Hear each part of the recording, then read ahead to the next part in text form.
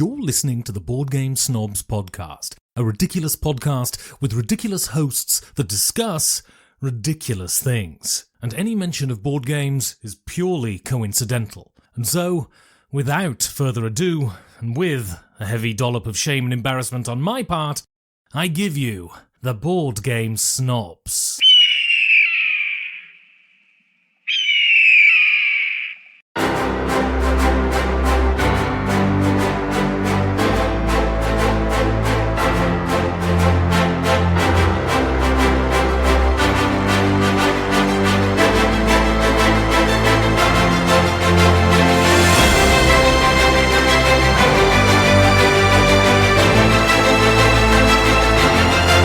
And go. I love making lists.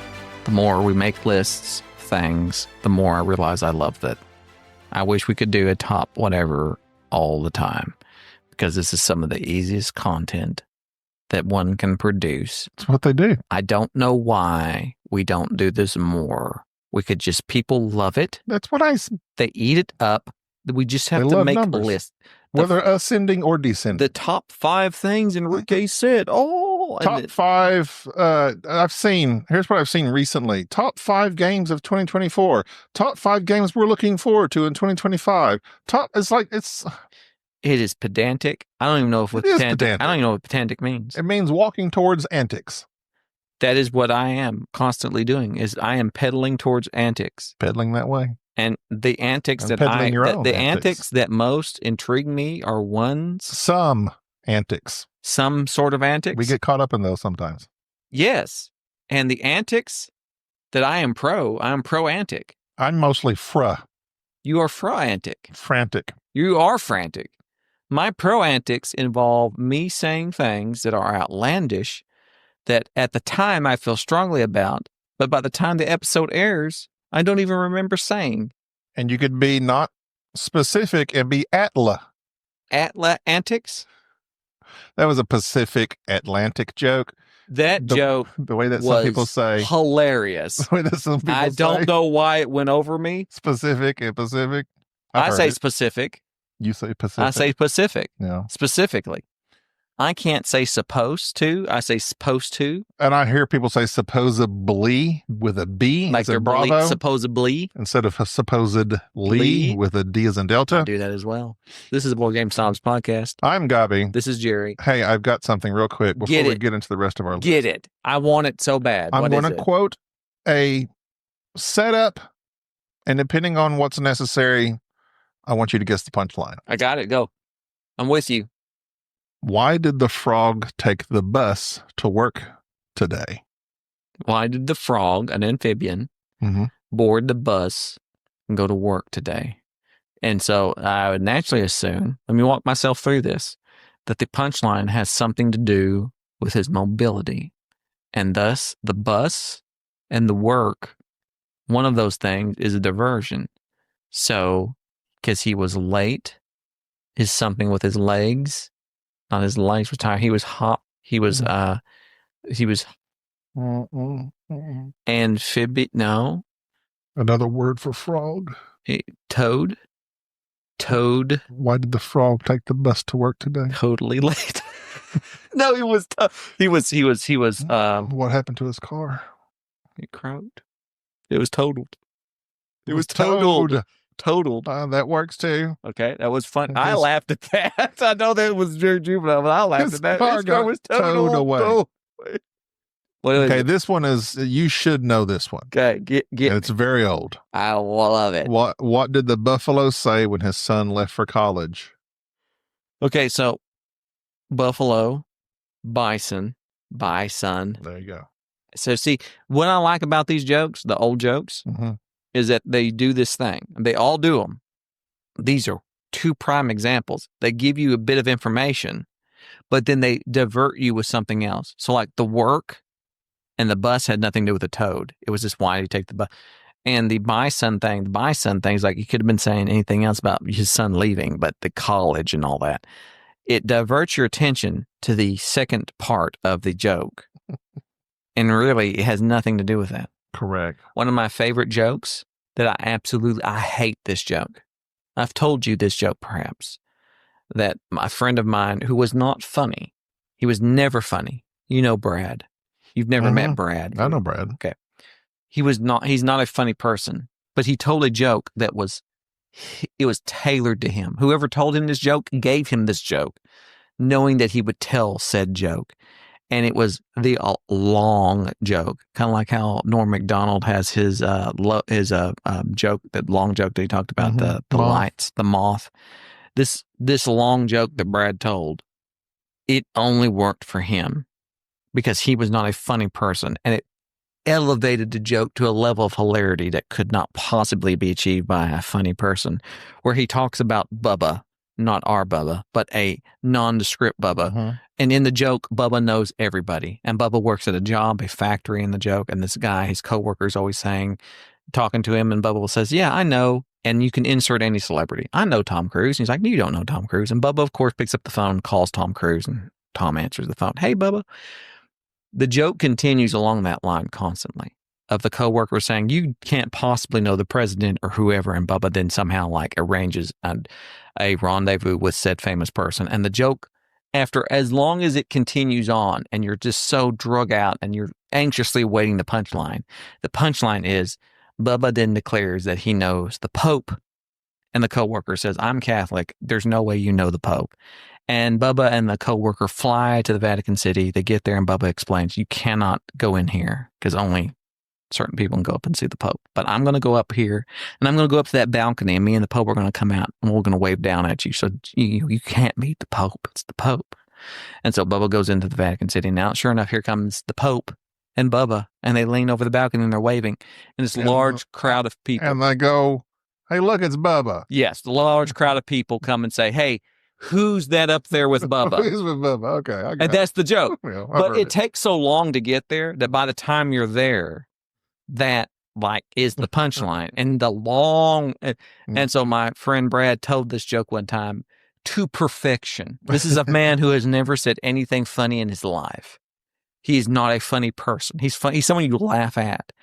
He told this joke in such a way that it hit, and it hit so hard that to this day, it's like a legendary. People who were there. He can never repeat it. He'll never repeat it. I feel sorry for him because I literally watched somebody who was never funny reach the peak of their funniness. He will forever chase that high. He'll never. He hit K2. He went to Everest. He'll never go back. Nothing he ever says will ever be as funny as that. And I'm fear that he goes around trying to be funny, because that's what happens. Somebody says something funny, and then that's what happens. You have people who think they're almost professional level comedians, and they keep going and saying funny things, and they're not that funny. You know what I find, though? I weep for those people. You know what I find? What do you find? Now, Ray finds? Now here we are reading jokes. I'm not reading any. I came up with this on my head. I don't know. I'm reading jokes to you. I know what you're reading. But people that generally just they tell you jokes. Yeah. They're not funny. They're not. Comedy is an art. So they have to tell jokes to present this funny facade. A fansod. That the people that, I know people that know lots of jokes. There was an older man that my in-laws knew. Is he dead now? He's dead. Thank you. Please continue. He was literally the king of quote unquote jokes. And he's the type that wore Bubba teeth and goofy goggles and would make the joke about soapy pillows anytime soapapillas were brought out. Just like these, I mean, I guess you kind of, they're not dad because they're not, I don't know. I find puns clever. I occasionally do. You say them all the time. But he didn't even make puns. He just had these old corny jokes that everyone has heard from the 80s onward. Anyway, yeah, he would do things to present himself as, he would literally put on these goofy glasses, put in Bubba teeth, and perform. Good, yeah. And it was, like you said, we didn't laugh with him. Yeah. We laughed at him because it was so cringe. Yeah. Oh, rest in peace. R.I.P. Rest in peace. But anyways. So there's one left here. Go ahead. Gourd ahead. What do you call an apology written in dots and dashes? So it's like Braille or Morse. Remorse. Remorse code. Yes. Okay. All right. Enough of that. That is beyond. That's. I'll give you the remorse one. Okay. My number 15 on this list is Now back to our top 25. top 25. Count down or up, depending on your point of view. It could be top because the numbers are going up. Okay. No, I'm sorry. Number, you could listen to this reverse. People hate me. No, they did. They sit here and go, what is he talking about? Number 15. We just rehash previous episodes. This is the rehash. Gates of Loyang, my favorite Uwe Rosenberg, a game about vegetables, and you're selling them at a gate. And it sounds like a game that would be extremely boring because UA always does games about farming and caves and things of this nature. The reason this game hit with me is, number one, it has a very good solo. Number two, it makes complete sense of what you're trying to do. And everything makes sense when you start to play the game of like, oh, I have this field. I'm planting radishes there. And so take the little radish meeples and put them out into your field. Okay, now you're getting ready to go to the gate. Take one vegetable off each field and put it in your little cart. And now you have to use those vegetables to fulfill the orders of these customers that are cards that you've taken. And if your customer wants this, this, and this, and you give it to them, you make money. If you don't, they get angry. And you don't want angry customers. And there's certain types of customers. And there's customers that are reoccurring. And there's one-time customers. And the game plays wonderful with 2 to 4. I don't like it with 3. But it's a game of, obviously, I put this in as the same thing as a previous episode about Godfather and Eric Lang. Godfather was obviously mechanics that he took and said, all right, well, I need a game. We're going to make a game that has an IP. Here's that. And end up making an amazing game. Gates of Loyang seems like mechanisms that he had left over from another game and went, you know what? I'm just going to do this little thing, this little theme, and we'll do this, and it'll be quaint. And that quaintness and that simplicity turned into what it is. And Gates of Loyang is the only Uwe Rosenberg game on my list and has consistently been on my list. I have the TMG version of it, and it slaps for it. It's the quintessential little farming type vegetable game. I don't want to say farming. It's vegetables. And do you love vegetables? I do. What's your favorite vegetable? Oh, my goodness. You know my stance on onions. I really like Thy must be caramelized. cauliflower. Ears? It's very diverse. No, not the ears, but it's very diverse. You can make like rice out of it. You can make pizza crust out of it. I'm going to tell you something now. I like steamed cauliflower with a squeeze of fresh lemon, a little bit of salt. The biggest lie I have ever experienced in my life was by cauliflower. My wife, in terms of trying to be healthy. Chicken nuggets. And trying to make something that was healthy for me, because my diet, I know I look good. I look like a healthy person. Mm-hmm. Even when we was at New Orleans, people were whispering behind my back. How good you look. Jerry's how old is Jerry? Is he in his early 20s? Uh-huh. Yes. Does he work out? The fact is, my diet's awful. Are his buns made of steel? My wife made cauliflower mashed potatoes. Oh, yeah? Upset me greatly because she very smugly let me eat this. And I go, what's with these mashed potatoes? They're interesting. She says, do you like them? I was like, yeah, they're really good, but they have a texture. You're not going to fool me with texture. And I'm not stupid because my palate is refined. I know my taters. I know my taters. French fried taters. You're trying to pass off something. I was like, something's not right here. I said, I'm not sure these are all potatoes. She said, there's not a potato in there. Ha got you. She's Got like, him. this is a cauliflower. I like cauliflower potatoes, but That's my story of my first divorce. No. and they're also when my wife and I did vegan for 6 months at one point in time, Sade made cauliflower chicken wings. They're literally just fried cauliflower. I don't know what it was. It couldn't have been fried because we were vegan. Duh. Whatever. They were delicious. Cauliflower. Okay, and as a straight up, it's not the most flavorful. It's not. It's the crab But of it's the vegetables. most. But it's the most diverse. Versatile. You can versatile. Thank you. My favorite vegetable is probably green beans. I really like.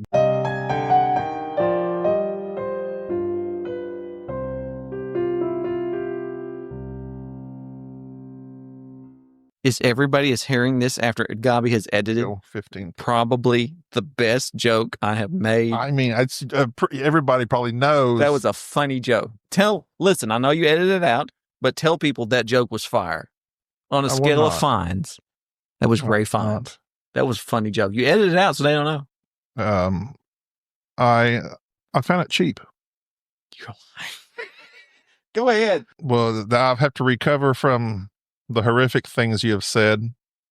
Let me go to my fortress of solitude. How about you just go to your number? Mind and protect myself from all the things you've said.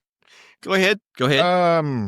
Well, seriously, we were talking about cauliflower. You threw me off. Talking about vegetables. The vegetables, Gates Loyang. My number 15 was previously my number 7, even though I just played it recently. That's not the reason it fell down the list. The reason it fell down the list is there's other games I like more. Wow. You're a wealth of information. And it's just it's so crunchy. Brass Birmingham. I love this game. It's number 15. I love it. Okay. It's no longer in my top 10. Not even top 10. After the last play with Tim, Betsy, and Enrique. Are you making an espresso? What are you doing? First off, it just showed me that game is big. Even though I somehow fumble my way into doing decent, it's one of those games it's so hard for me to develop any type of strategy. That's your problem. I understand. I said me. And also, it does irritate me, and I understand. I get it. The level 1 buildings and how you can't build the next level buildings until you get through the level 1 buildings. That's just, and then you gotta like burn these cards to burn through them. I get it. It's just, it's an irritant to me. I don't think you get it. Anyway. You know who else thinks this game is good? Who? The people at BGG. I know. Is it still number 1? Yeah, I prophesied it would be number 1. Well, it's a good game. Therefore, my number 15. Not in your top 10. It's just not fun. It's not as fun to me. It's the next 14. This is the first time we've had any, like, I don't agree with what you just said. I understand. You should. My number 14 is a game that you love with a passion. I would even wager. Can't stop. I would even wager that it's a game that's on your list quite high up. Does it involve royalty? Some might say lords. Yes, of Vegas. Lords of Vegas is an amazing game, not only because of its potential for negotiation, but the area control, the simple mechanic of having dice that represent who owns the little casinos and being able to pick up those dice and pay a certain amount of money and roll, your chances, your odds. What an amazing game. What an absolutely amazing game. It had a reprint here recently, so it should be readily available. 4 players, 5 with the expansion. Don't really need the expansion at all. I don't like the up expansion really. But no, I barely used it. An amazing game that I think that anybody who likes those games that are not only just fast and loose, where you can go to somebody else's casino and gamble for money and do this, just run the numbers and play the game and negotiate. It replaced a dearly beloved pure negotiation game. Dearly beloved Chinatown for me, even though I love Chinatown. The fact is that Lords You mean of Vegas, Waterfall Park? No, I said Chinatown. Oh, okay. Because that's Chinatown, baby. And from the movie Chinatown. Yeah, that's the ending phrase of it. Is it really? That's why I said that. Starring Patrick Swayze. You making me mad. Say the name. Kurt Russell. Oh my! You don't even. Kurt Vonnegut. Oh, no, wait. I'm thinking Big Trouble in Little China.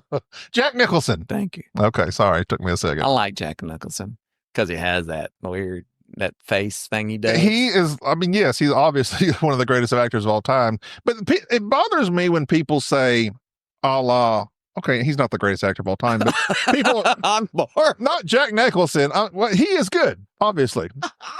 Go ahead. When they say, I've heard this about Denzel, Yeah, he's one note. He's always Denzel. he is Denzel, but he's mesmerizing. As Ryan Denzel. Reynolds is always Ryan Reynolds. He is. They're not. You have some people like Crow Russell who will get fat Christian Bale. They go through these extremes and change their bodies Absolutely. and voices and everything. But like Denzel is Jack Nicholson. Jack Nicholson, he can't hardly talk any other way. He always talks just like Jack Nicholson. He's always kind of weird, kind of crazy. I don't know what's going on. He says that kind of weird. He's got such a. He's got just a identifiable voice, as does Denzel. I can't. And everybody's talking about Denzel in Gladiator too. Like basically, he's still. Everybody else is talking in. Oh, it's not even real. Are they talking in Latin? I don't think so. No, there's but anyway, they're like Denzel's basically just speaking in his American Denzel accent. I like the scene where he went, King Kong ain't got nothing on me. And then he kills the emperor.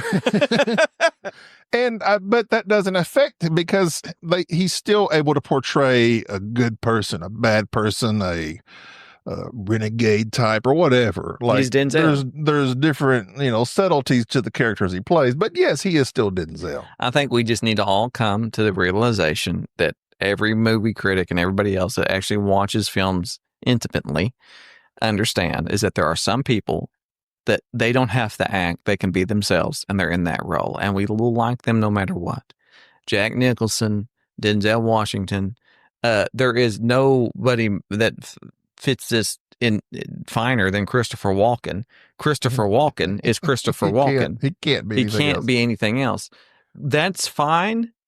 It's fine. It's Ray Fiennes, who is an amazing actor who can do whatever. The same thing is too with like Tom Hardy. He changes his voice in every single thing he does. Just because that they themselves are acting in a different way doesn't necessarily make them a great actor. I'm just saying is that there are different types of acting, and yes, they miscast great actors all the time. I mean, Tom Cruise was The Last Samurai. But you love that movie. I don't really love that movie. I love the story of it because it's Dances with Wolves. Mm-hmm. It's Dances with Wolves. It's what it is. I mean, they keep redoing that same thing over again. It's like Mel Gibson did the same movie over and over and over. What if they'd have called it Dances with Samurai? It was Dances with Geisha is what it was. Dances with Geisha. And now you get to watch Shogun and everybody go, oh, well, yeah, it's a more complex storyline. Show enough. Showtime. My number 14. Empire's Age of Discovery. Previously, my number 8. Very racist of you. Go ahead. Sorry. I like this game of colonization. I like I love the way you claim a spot on the right side of the board. A land that's not yours. Go ahead. You mean the west sure. side? Well, let's just put it on the moon and it's going to be okay. Moon base or whatever that's called. There's no native moon boss. There's native moon people there.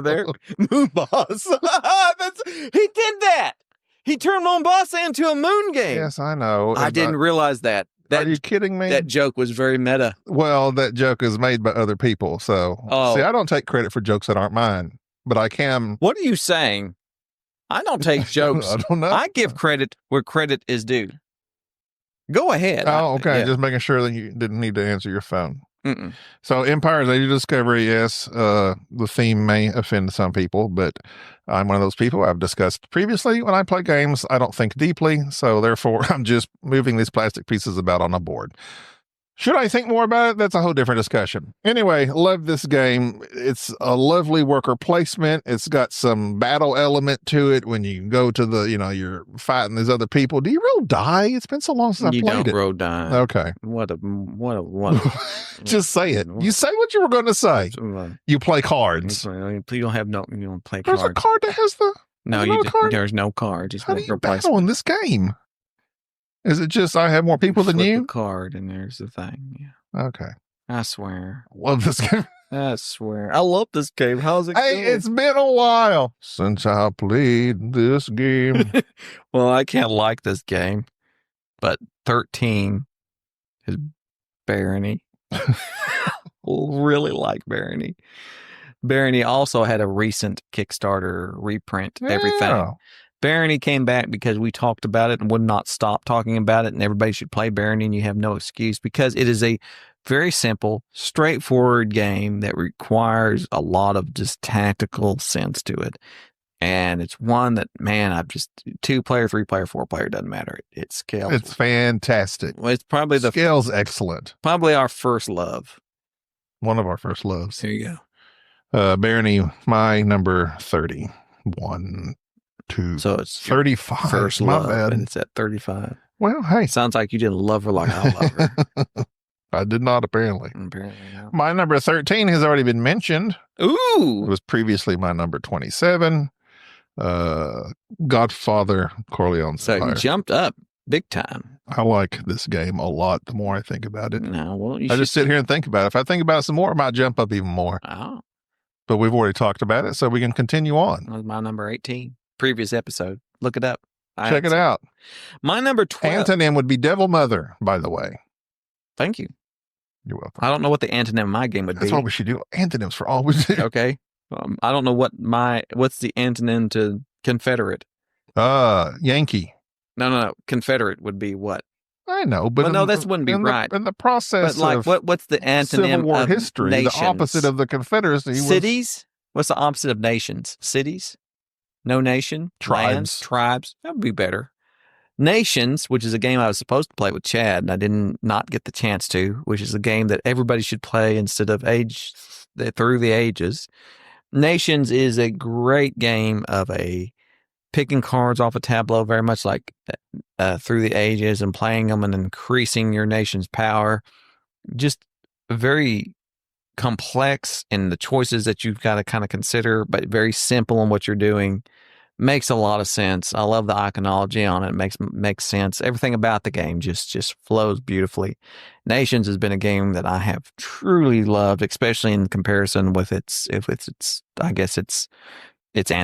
Age Through the Empire. Everybody loves that. Is that Waddle Shavaddle? Through the Age. And so, anyways, Nations is mine. I might be wrong about it being better. I know people will argue that, but for instance, if anybody would like to teach me Through the Ages and then let me teach them Nations and you tell me which one's better, I'm more than up for it because I would put Nations up against it any day. That's my number 12. Yours, sir. My number 12 antonym is Hi Renzo.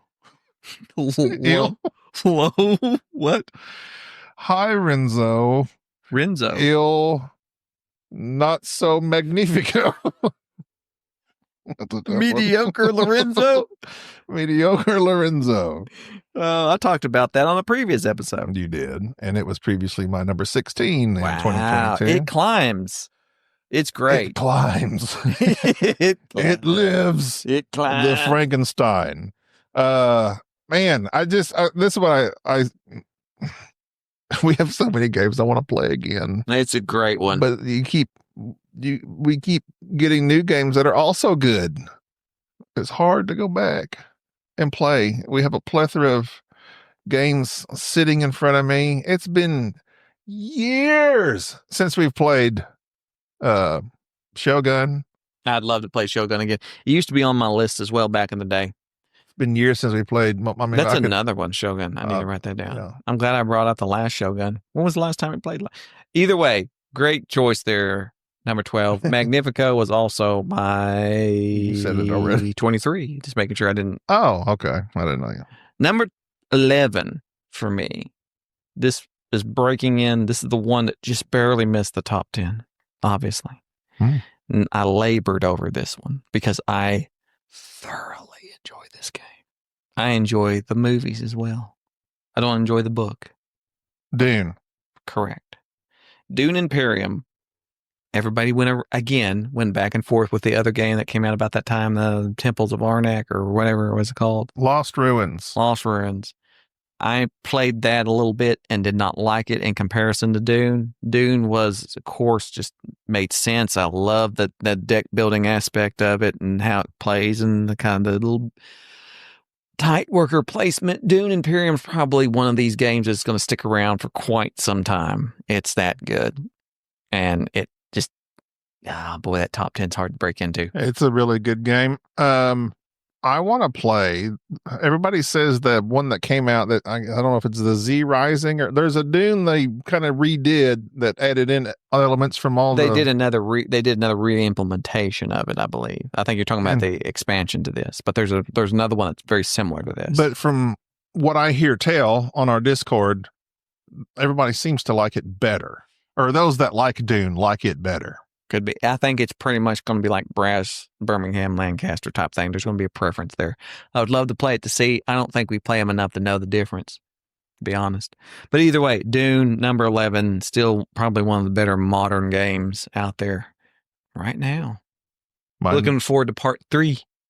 Not Zendaya. Messiah? I don't want Zendaya. I don't care about Zendaya. Well, she's going to be involved. I know, but he's got him another woman. She's a side piece. Unless she gets with Benjamin. She's a side piece in this one. Fun fact, because he's got the princess now. He's got James Bond's girl. Oh yeah, Florence Pugh. Pew. Number 11. My previous number 5, a card game that also involves pieces on a board. Concordia. Oh, I love the card play element. Game. I know, but you play cards in That's not a card game. I know I said that so that you'd get angry. It's successful. It's so predictable. You're not predictable. You're predictable. Oh, good one. You're on fire. You're predictable. I love the card play in this, though. Thank you. The way that you play the cards? The way that one plays the cards. Why do you love the card play? Please enlighten me. It's just the way I like it. No. That's not enlightened me. Can I tell you why you like the card play? Tell me why I like it. Because the cards have the rules on them. That's right. Yeah, so the card play is nothing but laying a card down. But you can collect more of the same type of card. You buffoon. You buffoon. How dare you call Concordia a card? No, it is a great game. I love the card play of Concordia. And again, it's one of these, it's a pretty board. It's pretty board. It's pretty board for it being a Euro. It's very good for being a Euro. But yeah, Concordia is one that did not make my list, fun fact, but it's one that stays with me quite often as being one of those. You know what I call Concordia? Smooth. It's a smooth game. I'll allow it. I will allow it. All right. Well, that's now the next part of our list. If you know how numbers work, is 10 through 1. Look forward to that. That's going to do it for this episode. Thanks for listening. Touch those links. Go ahead. You know you want to. Just go ahead and touch them. That's it. There you go. Now you're seeing what they have to offer. And we have lots to offer. We have 300 plus episodes for you to listen to. Some are better than others. I like to think that they get progressively better. But that's just my own opinion. Not so. There's some that are some are quite terrible. Some are quite terrible for even reason. There's one that Mike and Dan did. You could skip that one. Did they? Oh yeah, they did do one for us. Yeah, I was just joking. That was nice. It was a very nice gesture. That was a gesture because we needed some tint and we didn't have. There's gesture apostrophe tint. There's gesture, which implies there are some letters missing from that. Massive gestures, such as certain gestures that can be made with your hands, and then there's gesture with a J, such as a funny person. Jester. Then there's Chesters. Puller, Chesty Puller. Mm-hmm. Famous Marine General, Colonel. Major Chester. Cheetah. That's what I think of. That's the guy that does the Cheetos. Mm-hmm. The spotted leopard. Chester Puller. No, wait, he's a cheetah. Okay. You're my bad. It's you know what? I'm tired. No, we got to push on. I'm tired. It gets better. Each one of these leopard has gotten better. Well, thanks for listening yet again. I don't know if I've said that already because I'm tired. Reach out and touch us by emailing us at boardgamesnobs@gmail.com. We have a Patreon. You can throw a few nickels too. If you have some spare nickels, go ahead and throw them in there. We have sirmeeple.com. Check him out. All the links are in the show notes where they belong. Until you hear our 10 through 1, but we'll break that up also into 2 separate episodes. Yeah, we're not going to throw them all at you. To make more apostrophe tent. We need content. And then you'll hear our voices yet again. I'm Gabi. This is Jerry. Bye-bye. Thank you for tolerating this episode of the Board Game Snobs. Stay classy.